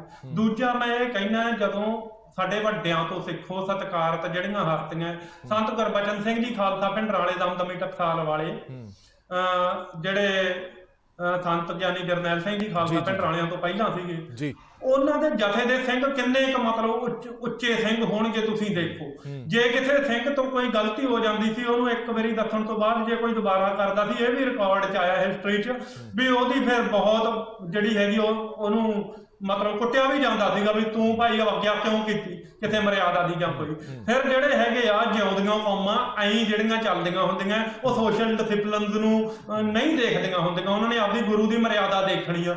ਗੁਰ ਇਤਿਹਾਸ 'ਚ ਜਾਂ ਹੁਣ ਇਸ ਜਿਹੜਾ ਪਿਛਲੇ ਸਮੇਂ ਦੇ ਇਤਿਹਾਸ 'ਚ ਅਸੀਂ ਮਰਿਆਦਾ ਲਾਗੂ ਹੁੰਦੀ ਦੇਖੀ ਆ ਤੇ ਗੁਰ ਮਰਿਆਦਾ ਮੁਤਾਬਕ ਹੀ ਲਾਗੂ ਹੁੰਦੀ ਆ। ਸਖਤੀ ਵੀ ਉਹਦਾ ਇੱਕ ਪਾਰਟ ਹੈਗਾ। ਜਦੋਂ ਤੁਸੀਂ ਮਨਮਤ ਬਹੁਤ ਵੱਧ ਜਾਂਦੀ, ਸਖਤੀ ਵੀ ਉਹਦਾ ਪਾਰਟ ਹੈਗਾ ਤੇ ਇਹਨੂੰ ਗਲਤ ਰੰਗਤ ਦਿੱਤੀ ਜਾ ਰਹੀ ਹੈ ਇਸ ਗੱਲ। ਚਲੋ ਠੀਕ ਹੈ, ਮੇਰੇ ਕੋਲ ਸਮਾਂ ਘੱਟ ਹੈ। ਹਾਂਜੀ ਬੁੱਟਰ ਸਾਹਿਬ ਉਹ ਕਹਿ ਰਹੇ ਨੇ ਕਿ ਇਹ ਚੀਜ਼ ਤਾਂ ਪਹਿਲਾਂ ਦੱਸੀ ਜਾ ਚੁੱਕੀ ਹੈ ਨਾ, 2013 ਤੋਂ ਹੀ ਹੁਕਮਨਾਮਾ ਹੈ। ਸ਼੍ਰੋਮਣੀ ਕਮੇਟੀ ਦਾ ਜਿਹੜਾ ਰਹਿਤ ਮਰਿਆਦਾ ਡਿਜ਼ਾਈਨ ਕੀਤੀ ਗਈ ਆ ਉਹ ਵੀ ਬੜੇ ਸਾਲਾਂ ਤੋਂ ਹੀ ਹੈਗੀ ਹੈ। ਉਹਦੇ ਬਾਵਜੂਦ ਜੇ ਕੋਈ ਨਾ ਮੰਨੇ ਤਾਂ ਫਿਰ ਸਖਤੀ ਕਰਨੀ ਚਾਹੀਦੀ ਹੈ। ਦੇਖੋ, ਇਹ ਗੱਲ ਠੀਕ ਹੈ ਕਿ ਹੁਕਮਨਾਮਾ ਲਾਗੂ, ਵੈਸੇ ਤੇ ਇਹ ਹੁਕਮਨਾਮਾ 1997-98 ਚ ਵੀ ਪਹਿਲਾਂ ਆਇਆ ਸੀਗਾ, ਉਸ ਤੋਂ 2013 ਦੇ ਵਿੱਚ ਦੁਬਾਰਾ ਫੇਰ ਆਇਆ। ਇਹ ਗੱਲ ਠੀਕ ਹੈ ਕਿ ਹੁਕਮਨਾਮੇ ਨੂੰ ਇੰਨ ਬਿੰਨ ਲਾਗੂ ਕਰਨ ਦੇ ਵਿੱਚ ਜਿਹੜੀ ਆ ਉਹ ਕਾਫੀ ਢਿੱਲ ਵਰਤੀ ਗਈ ਆ ਪ੍ਰਬੰਧਕੀ ਪੱਧਰ ਤੇ ਕਿ ਹੁਕਮਨਾਮੇ ਨੂੰ ਮੰਨਿਆ ਨਹੀਂ ਗਿਆ। ਪਰ ਮੈਨੂੰ ਲੱਗਦਾ ਕਿ ਜੇਕਰ ਇਹੋ ਜਿਹੀ ਕੋਈ ਕਾਰਵਾਈ ਕਰਨੀ ਸੀ ਪਹਿਲਾਂ, ਕਿਉਂਕਿ ਜਿਹੜੀ ਸਾਡੀ ਸਿਰਮੌਰ ਸੰਸਥਾ ਸ੍ਰੀ ਅਕਾਲ ਤਖਤ ਸਾਹਿਬ ਆ, ਜੇਕਰ ਇਸ ਤਰ੍ਹਾਂ ਦੀ ਕੋਈ ਸਮੱਸਿਆ ਸੀ ਕਿ ਸਭ ਤੋਂ ਪਹਿਲਾਂ ਇਹਦੇ ਬਾਰੇ ਇੱਕ ਵਿਚਾਰ ਤੋਰਨਾ ਚਾਹੀਦਾ ਸੀ। ਇਹ ਵਿਚਾਰ ਉਹਦੇ ਵਿੱਚ ਇੱਕ ਆਮ ਸਹਿਮਤੀ ਬੰਦੀ, ਕਿਉਂਕਿ ਬਹੁਤ ਗਿਣਤੀ, ਮੈਨੂੰ ਲੱਗਦਾ ਕਿ ਬਹੁਤ ਵੱਡੀ ਗਿਣਤੀ ਸੰਗਤ ਇਹੋ ਜੀ ਆ ਜੇਕਰ ਉਹਨੂੰ ਸਮਝਾਇਆ ਜਾਵੇ ਤਾਂ ਉਹ ਸਮਝ ਸਕਦੀ ਆ। ਬਹੁਤ ਘੱਟ ਲੋਕ ਹੁੰਦੇ ਆ ਜਿਹੜੇ ਮੈਨਾ ਮਾਨੂ ਵਾਲੀ ਬਿਰਤੀ ਵਾਲੇ ਹੁੰਦੇ ਆ ਜਾਂ ਢੁੱਚਰੀ ਹੁੰਦੇ ਆ ਜਾਂ ਕੁਝ ਨਾਸਤਕ ਕਿਸਮ ਦੇ ਲੋਕ ਹੁੰਦੇ ਆ, ਤਾਂ ਉਹਨਾਂ ਨੇ ਤੇ ਕਿਸੇ ਤਰੀਕੇ ਵੀ ਨਹੀਂ ਮੰਨਣਾ, ਚਾਹੇ ਉਹਨਾਂ ਨੂੰ ਡਾਂਗ ਫੇਰ ਲਓ, ਉਹਨਾਂ ਨੇ ਫਿਰ ਵੀ ਉੱਥੇ ਹੀ ਟਿਕੇ ਰਹਿਣਾ ਆ। ਤਾਂ ਮੈਨੂੰ ਲੱਗਦਾ ਕਿ ਜੇਕਰ ਇਸ ਤੋਂ ਬਿਹਤਰ ਤਰੀਕਾ ਸੀਗਾ ਕਿ ਜੇ, ਕਿਉਂਕਿ ਇਸ ਦੇ ਨਾਲ ਸਾਡੀ ਇੱਕ ਛਵੀ ਔਰ ਜਿਹੜੇ ਭਾਈ ਅੰਮ੍ਰਿਤਪਾਲ ਸਿੰਘ ਦੀ ਇੱਕ ਜਿਹੜੀ ਵਹੀਰ ਚੱਲ ਰਹੀ ਸੀ ਉਹਦੇ ਪ੍ਰਤੀ ਆਮ ਸਿੱਖਾਂ ਦਾ ਇੱਕ ਸਮਰਥਨ ਸੀਗਾ ਕਿ ਉਹ ਗੁਰਮਤਿ ਦੀ ਪ੍ਰਚਾਰ ਕਰ ਰਹੇ ਆ ਔਰ ਅੰਮ੍ਰਿਤਪਾਨ ਸਿੱਖਾਂ ਨੂੰ ਕਰਾਤੇ, ਜਿਹੜੇ ਧਰਮ ਪ੍ਰਚਾਰ ਦੇ ਵਿੱਚ ਖੜੋਤ ਆਈ ਆ ਉਹਨੂੰ ਤੋੜਨ ਦੀ ਕੋਸ਼ਿਸ਼ ਕਰ ਰਹੇ ਆ। ਪਰ ਉਹ ਕਿਤੇ ਨਾ ਕਿਤੇ ਮੈਨੂੰ ਲੱਗਦਾ ਕਿ ਉਹਨਾਂ ਦਾ ਜਿਹੜਾ ਜਨ ਸਮਰਥਨ ਆ ਉਹ ਤੇ ਕਿਤੇ ਨਾ ਕਿਤੇ ਥੋੜੀ ਜੀ ਬ੍ਰੇਕ ਜ਼ਰੂਰ ਲੱਗੀ ਆ, ਕਿਉਂਕਿ ਸਾਰੇ ਲੋਕ ਇਹ ਸੁਭਾਵਿਕ ਗੱਲ ਆ ਕਿ ਕਿਸੇ ਸਮਾਜ, ਧਰਮ, ਦੇਸ਼, ਪਰਿਵਾਰ ਦੇ ਵਿੱਚ ਸਾਰੇ ਲੋਕ ਇਨ ਬਿਨ ਇੱਕੋ ਵਿਚਾਰਾਂ ਵਾਲੇ ਨਹੀਂ ਹੁੰਦੇ। ਥੋੜੇ ਬਹੁਤੇ ਵਿਚਾਰਾਂ ਦੀ ਭਿੰਨਤਾ ਹਰ ਇੱਕ ਧਰਮ ਦੇ ਵਿੱਚ, ਹਰ ਇੱਕ ਸਮਾਜ 'ਚ ਜਥੇਬੰਦੀ 'ਚ ਹੁੰਦੀ ਆ। ਪਰ ਗੁਰੂ ਸਾਹਿਬ ਦਾ ਜਿਵੇਂ ਗੁਰਬਾਣੀ 'ਚ ਵੀ ਆ, ਦਸਮ ਪਾਤਸ਼ਾਹ ਬਚਨ ਅਨੇਕ ਹੈ ਪਰ ਏਕ ਹੈ। ਅਨੇਕਤਾ ਵਿੱਚ ਵੀ ਏਕਤਾ ਸਾਡੀ ਤਾਂ ਹੋਏਗੀ ਕਿ ਜੇਕਰ ਅਸੀਂ ਘੱਟੋ ਘੱਟ ਸਾਂਝੇ ਪ੍ਰੋਗਰਾਮ ਤੇ ਇਕੱਠੇ ਹੋਵਾਂਗੇ। ਸੋ ਮੈਨੂੰ ਲੱਗਦਾ ਕਿ ਇਸ ਤੋਂ ਬਿਹਤਰ ਸੀਗਾ ਜੇ ਉਹਦੇ ਪ੍ਰਤੀ ਪਹਿਲਾਂ ਇੱਕ ਵਿਚਾਰ ਪ੍ਰਬੰਧ ਉਸਾਰਿਆ ਜਾਂਦਾ, ਇੱਕ ਆਮ ਸਹਿਮਤੀ ਸੰਗਤ ਦੇ ਵਿੱਚ ਬਣਾਈ ਜਾਂਦੀ, ਸੰਗਤ ਉਸ ਤੋਂ ਜਾਗਰੂਕ ਹੁੰਦੀ, ਉਸ ਚੀਜ਼ ਨੂੰ ਸਮਝਦੀ ਤੇ ਉਹਦੇ ਬਾਰੇ ਫਿਰ ਉਸ ਤੋਂ ਬਾਅਦ ਵੀ ਜੇ ਕੋਈ ਸਖਤੀ ਕਰਨੀ ਸੀ ਤਾਂ ਫਿਰ ਉਹ ਸਖਤੀ ਜਿਹੜੀ ਆ ਉਹ। ਚਲੋ ਮੇਰੇ ਕੋਲ ਸਮਾਂ ਘੱਟ ਹੈ। ਬਹੁਤ ਬਹੁਤ ਧੰਨਵਾਦ, ਬਹੁਤ ਬਹੁਤ ਧੰਨਵਾਦ ਦੋਵੇਂ ਮਹਿਮਾਨਾਂ ਦਾ। ਮੈਂ ਇੱਕ ਹੋਰ ਮੁੱਦੇ ਤੇ ਡਿਬੇਟ ਕਰਨੀ ਹੈ। ਬਹੁਤ ਬਹੁਤ ਧੰਨਵਾਦ ਦੋਵੇਂ ਮਹਿਮਾਨਾਂ ਦਾ, ਕਿਉਂਕਿ ਦੋਵੇਂ ਮਹਿਮਾਨ ਇਸ ਗੱਲ ਤੇ ਤਾਂ ਬਿਲਕੁਲ ਸਹਿਮਤ ਨੇ ਕਿ ਇਦਾਂ ਨਹੀਂ ਹੋਣਾ ਚਾਹੀਦਾ ਕਿ ਗੁਰੂ ਸਾਹਿਬ ਦਾ ਜਿੱਥੇ ਪ੍ਰਕਾਸ਼ ਹੋਵੇ ਉਸ ਦਾਇਰੇ ਦੇ ਅੰਦਰ, ਉਸ ਹਾਲ ਦੇ ਅੰਦਰ ਕਿਸੇ ਵੀ ਤਰ੍ਹਾਂ ਦੀ ਗੱਦੀ, ਕੋਈ ਕੁਰਸੀ, ਕੋਈ ਸੋਫਾ ਜਾਂ ਪੰਗੂੜਾ ਜਾਂ ਕੋਈ ਮੂੜਾ ਨਹੀਂ ਹੋਣਾ ਚਾਹੀਦਾ। ਪਰ ਇਹ ਜ਼ਰੂਰ ਕਹਿੰਦੇ ਨੇ ਕਿ ਜਿਸ ਤਰ੍ਹਾਂ ਦੀ ਉਹ ਕਾਰਵਾਈ ਕੱਲ੍ਹ ਜਲੰਧਰ ਦੇ ਵਿੱਚ ਹੋਈ, ਉਸ ਤੋਂ ਪਹਿਲਾਂ ਇੱਕ ਵਾਰ ਕਮੇਟੀ ਨੂੰ ਇਹ ਕਹਿ ਦੇਣਾ ਚਾਹੀਦਾ ਸੀਗਾ ਕਿ ਇਹਨੂੰ ਚੁੱਕ ਦਿਓ, ਜੋ ਨਹੀਂ ਚੁੱਕਦੇ ਤਾਂ ਤੁਸੀਂ ਸਖਤੀ ਕਰ ਸਕਦੇ ਸੀ। ਪਰ ਨਾਲ ਹੀ ਹੁਕਮਨਾਮਾ ਜਿਹੜਾ ਅਸੀਂ ਪੜ੍ਹ ਕੇ ਤੁਹਾਨੂੰ ਸੁਣਾਇਆ, ਇਹ 2013 ਦਾ ਬਿਲਕੁਲ ਕਲੀਅਰ ਹੈ। ਦੁਬਾਰਾ ਫਿਰ ਇੱਕ ਵਾਰ ਤੋਂ ਚਲਾ ਕੇ ਤੁਹਾਨੂੰ ਉਹ ਹੁਕਮਨਾਮਾ ਦਿਖਾ ਦਿੰਦੇ ਹਾਂ। ਹੁਕਮਨਾਮੇ ਦੇ ਵਿੱਚ ਇਹ ਲਿਖਿਆ ਗਿਆ ਹੈ ਕਿ 2009 ਦੇ ਵਿੱਚ ਐਕਚੁਅਲੀ ਇੱਕ ਹੁਕਮਨਾਮਾ ਹੋਰ ਆਇਆ ਸੀ, ਜਿਸ ਦੇ ਵਿੱਚ ਇਹ ਕਿਹਾ ਗਿਆ ਸੀਗਾ ਕਿ ਸਰੀਰਕ ਪੱਖੋਂ ਕਮਜ਼ੋਰ ਲੋਕ ਨੇ ਜਿਹੜੇ, ਉਹ ਸੋਫੇ ਜਾਂ ਕੁਰਸੀ ਗੁਰੂ ਸਾਹਿਬ ਦੇ ਜਿਹੜਾ ਸਥਾਨ ਹੈਗਾ ਉਸ ਤੋਂ ਨੀਵੇਂ ਰੱਖ ਕੇ ਬੈਠ ਸਕਦੇ ਨੇ। ਪਰ ਉਸ ਦਾ ਨਜਾਇਜ਼ ਤੌਰ ਤੇ ਉਹਦੀ ਵਰਤੋਂ ਹੋਣ ਲੱਗੀ, ਜਿਸ ਤੋਂ ਬਾਅਦ 2013 ਦੇ ਵਿੱਚ ਦੁਬਾਰਾ ਇੱਕ ਹੁਕਮਨਾਮਾ, ਸੋਧਿਆ ਹੋਇਆ ਹੁਕਮਨਾਮਾ ਆਇਆ, ਜਿਸ ਦੇ ਵਿੱਚ ਇਹ ਕਿਹਾ ਗਿਆ ਕਿ ਕਿਸੇ ਵੀ ਤਰ੍ਹਾਂ ਦਾ ਬੈਂਚ, ਸੋਫਾ ਨਹੀਂ ਲਗਾਇਆ ਜਾ ਸਕਦਾ। ਹਾਂ, ਜੇ ਬਜ਼ੁਰਗਾਂ ਨੂੰ ਤੁਸੀਂ ਬੈਠਣ ਲਈ ਕੋਈ ਸਥਾਨ ਦੇਣਾ ਤਾਂ ਗੁਰੂ ਘਰ ਦੇ ਬਾਹਰ, ਮਤਲਬ ਦਰਬਾਰ ਹਾਲ ਦੇ ਬਾਹਰ ਜਿਹੜੀ ਡਿਊਟੀ ਹੁੰਦੀ ਹੈ, ਗੁਰਦੁਆਰਾ ਸਾਹਿਬਾਨ ਦਾ ਪਰਿਸਰ ਹੀ ਹੁੰਦਾ, ਉੱਥੇ ਕਿਸੇ ਵੀ ਤਰ੍ਹਾਂ ਦੀ ਕੋਈ ਕੁਰਸੀ, ਸੋਫਾ ਲਾ ਦਿਓ, ਨਾਲ ਹੀ ਸਕਰੀਨ ਲਗਾਓ ਜੋ ਅੰਦਰ ਚੱਲ ਰਿਹਾ ਉਹ, ਤਾਂ ਜੋ ਦੋਵੇਂ ਮਸਲੇ ਹੱਲ ਹੋ ਜਾਣ। ਜਿਹੜੇ ਬਜ਼ੁਰਗ ਨੇ ਉਹ ਬਾਹਰ ਬੈਠ ਕੇ ਇਲਾਹੀ ਬਾਣੀ ਦਾ ਸਰਵਣ ਵੀ ਕਰ ਸਕਣ ਤੇ ਸਤਕਾਰ ਵੀ ਕਾਇਮ ਰਹੇ ਗੁਰੂ ਮਹਾਰਾਜ ਦਾ। ਇੱਕ ਛੋਟੇ ਜਿਹੇ ਬ੍ਰੇਕ ਲਈ ਸਾਨੂੰ ਰੁਕਣਾ ਪੈ ਰਿਹਾ। ਬ੍ਰੇਕ ਤੋਂ ਬਾਅਦ ਜਲਦ ਹਾਜ਼ਰ ਹੋਣਾ ਇੱਕ ਅਹਿਮ ਮੁੱਦੇ ਤੇ। ਜਲੰਧਰ ਦੇ ਵਿੱਚ ਕਈ ਲੋਕ ਬੇਘਰ ਹੋ ਗਏ, ਨੀਲੀ ਛੱਤ ਹੇਠ ਸੌਣ ਨੂੰ ਮਜਬੂਰ ਨੇ। ਠੰਡ ਦੇ ਵਿੱਚ, ਹੱਡ ਚੀਰਵੀਂ ਠੰਡ ਦੇ ਵਿੱਚ ਛੋਟੇ ਛੋਟੇ ਬੱਚਿਆਂ ਨਾਲ ਮਜਬੂਰ ਨੇ। ਅਸਲ ਦੇ ਵਿੱਚ ਉਹ ਪੂਰਾ ਮੁੱਦਾ ਕੀ ਹੈ, ਗਲਤ ਕੌਣ ਹੈ, ਇਹ ਸਮਝਣ ਦੀ ਕੋਸ਼ਿਸ਼ ਕਰਾਂਗੇ। ਇੱਕ ਛੋਟੇ ਜਿਹੇ ਬ੍ਰੇਕ ਤੋਂ ਬਾਅਦ ਜਲਦ ਹਾਜ਼ਰ ਹੋਣੇ।